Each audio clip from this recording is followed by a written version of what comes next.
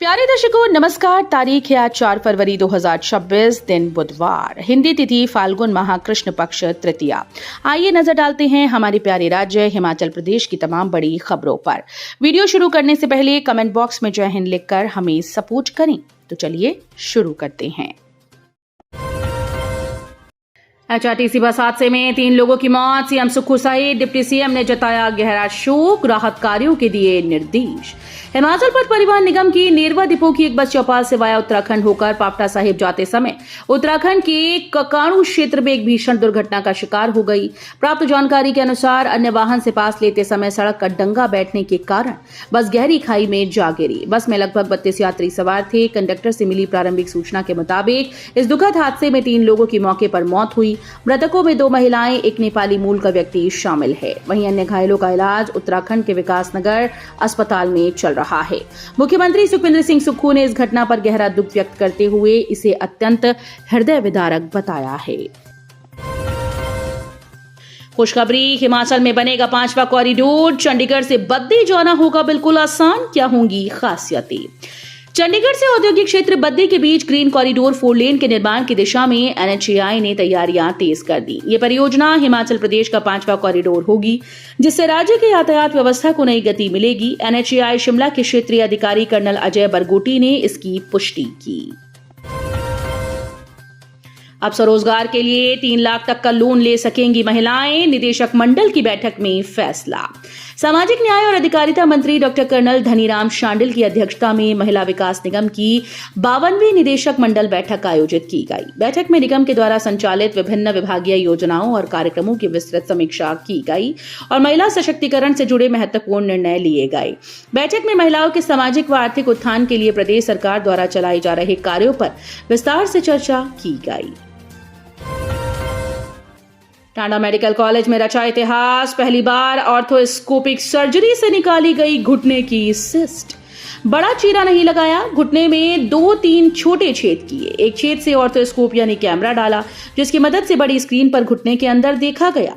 दूसरे छेद से सर्जिकल उपकरण डालकर घुटने के अंदर बनी गांठ यानी गैंग्लियोनिक सिस्ट को निकाल दिया। Doctor Rajendra Prasad medical college और अस्पताल कांगड़ा स्थित टांडा के ऑर्थो विशेषज्ञों ने ऑर्थोस्कोपिक सर्जरी से गैंग्लियोनिक सिस्ट निकालकर रोगी को असहनीय दर्द से राहत पहुंचाई।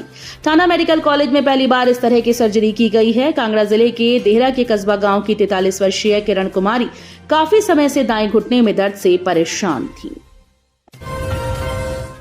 मुख्यमंत्री सुखविंदर सिंह सुक्खू बोले, अप्रैल से होगी 3000 करोड़ के स्वास्थ्य उपकरणों की खरीद। मुख्यमंत्री सुखविंदर सिंह सुक्खू ने स्वास्थ्य विभाग की समीक्षा बैठक की अध्यक्षता करते हुए कहा कि राज्य सरकार स्वास्थ्य सेवाओं के सुदृढ़ीकरण के लिए निरंतर प्रयासरत है।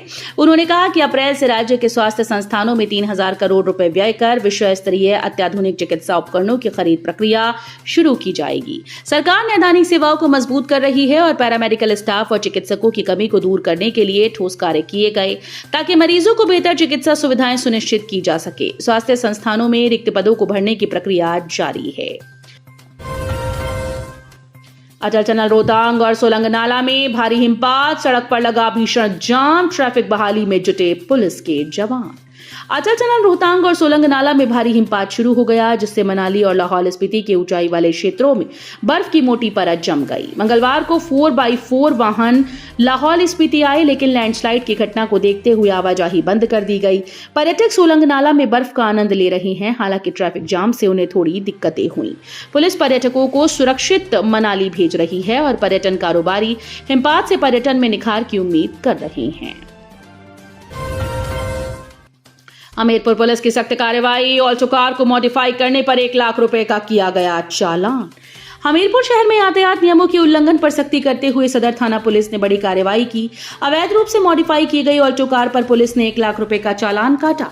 ये कार्रवाई शहर में चर्चा का विषय बनी हुई है। सदर थाना क्षेत्र में चेकिंग अभियान के दौरान पुलिस ने गांधी चौक पर एक ऑल्टो कार को रोका। जांच में पाया गया कि वाहन चालक ने नियमों के विपरीत अपनी ऑल्टो गाड़ी के टायर समेत कुछ अन्य अवैध मॉडिफिकेशन करवाई थी। ये सभी बदलाव मोटर वाहन अधिनियम का उल्लंघन पाए गए। एचपीयू में पुरुष अनुबंध कर्मचारियों को भी मिलेगा 15 दिन का पितृत्व अवकाश। हिमाचल प्रदेश विश्वविद्यालय में पुरुष अनुबंध कर्मचारियों को अब 15 दिन का पितृत्व अवकाश मिलेगा। प्रदेश सरकार के निर्देशों को एचपीयू प्रबंधन ने अपना लिया है। इस संबंध में विश्वविद्यालय के सामान्य प्रशासन अनुभाग के द्वारा अधिसूचना जारी की गई। इसके तहत प्रदेश सरकार के निर्देशों को अपनाते हुए पुरुष अनुबंध कर्मचारियों को पितृत्व अवकाश देने का निर्णय लिया गया। अधिसूचना के अनुसार विश्वविद्यालय ने कार्मिक विभाग के द्वारा जारी पत्र के आधार पर यह निर्णय लागू किया।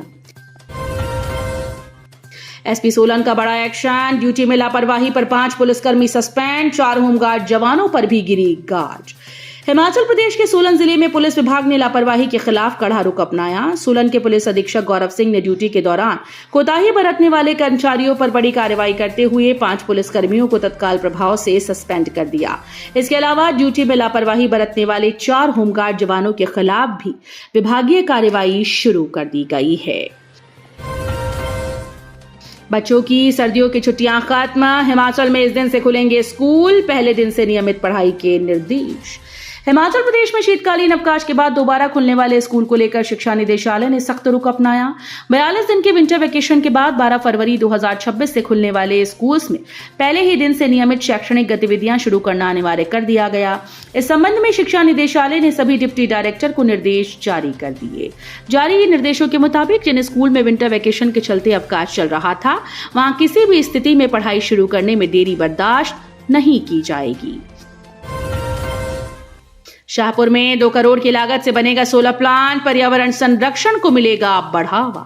हिमाचल प्रदेश के शाहपुर विधानसभा क्षेत्र में करीब 2 करोड़ रुपए की लागत से 500 किलोवाट क्षमता का सौर ऊर्जा संयंत्र स्थापित किया जाएगा। शाहपुर के विधायक और उप मुख्य सचेतक केवल सिंह पठानिया ने प्रस्तावित स्थल का निरीक्षण करने के बाद ये जानकारी दी।